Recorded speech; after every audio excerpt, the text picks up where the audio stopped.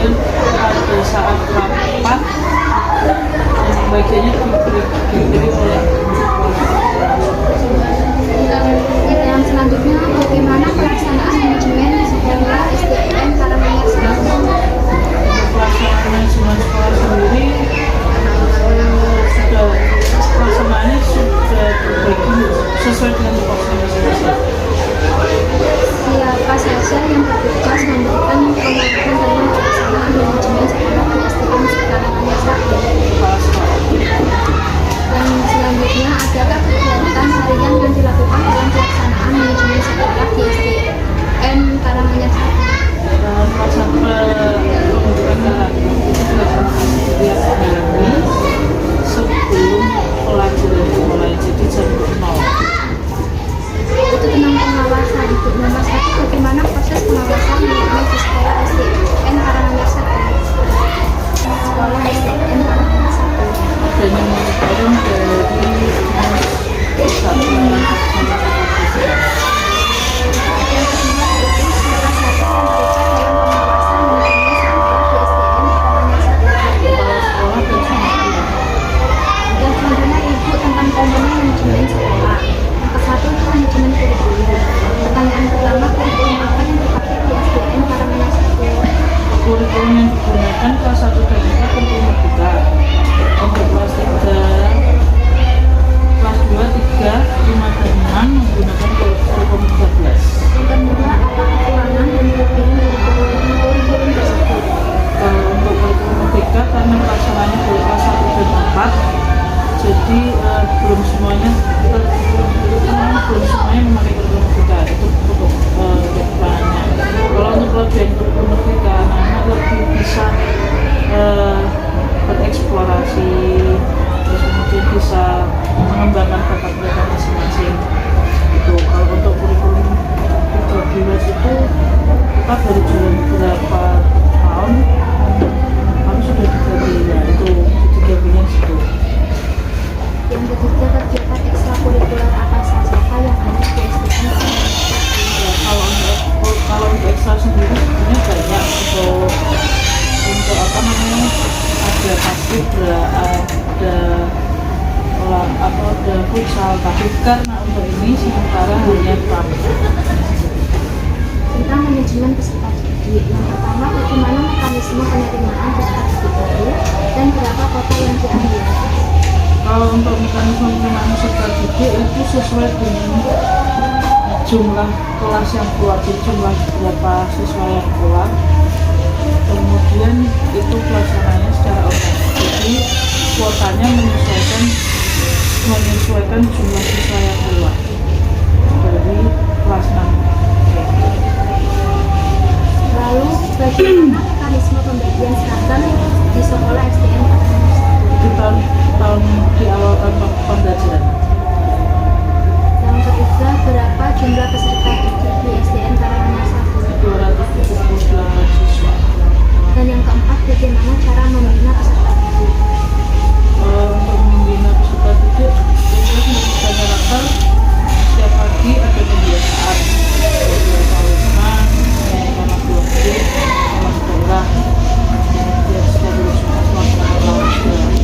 Kemudian untuk anak yang bermasalah biasanya kita panggil untuk untuk konseling secara pribadi. Selanjutnya tentang manajemen pendidik dan tenaga pendidikan. Yang pertama, berapa jumlah guru tetap yang ada di SDN Karanganyar 1? Ada 15 orang, Yang kedua, berapa jumlah staf guru? 1 orang, Yang ketiga, berapa jam mengajar tiap guru? 24 jam.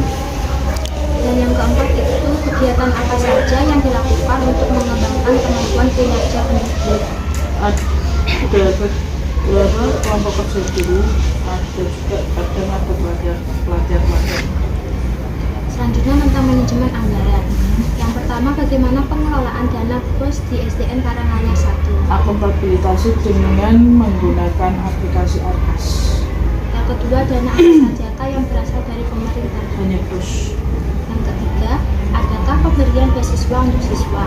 Dan kalau ada, apa saja dan diambil dari mana? untuk pemberian beasiswa ada dari Mas Mupo, kemudian kalau yang dari pusat itu ada PIP dan BSN. Selanjutnya tentang manajemen sarana dan prasarana. Yang pertama, apa saja sarana prasarana yang ada di SDN Karanganyar 1? Kalau sarana prasarana mungkin ya itu hanya ada buku, kemudian kayak gitu. Kemudian untuk buku tambahan lainnya itu biasanya dari guru kelas masing-masing. Yang kedua, Ya, dia sama satu meja kursi, papan tulis ya itu. yang selanjutnya bagaimana pengelolaannya Ibu? Sebatas secara rapi. Dan yang ketiga, apakah sarana prasarana yang ada sudah memenuhi kebutuhan siswa? Kalau memenuhinya sudah, tapi karena ada beberapa meja anak yang rusak, tapi kita belum bisa yang lebih. Selanjutnya mengenai manajemen hubungan sekolah dengan masyarakat. Yang pertama, bagaimana hubungan sekolah dengan masyarakat? Baik. Adakah kendalanya Ibu? Tidak. Yang kedua, apa saja program untuk meningkatkan hubungan sekolah masyarakat?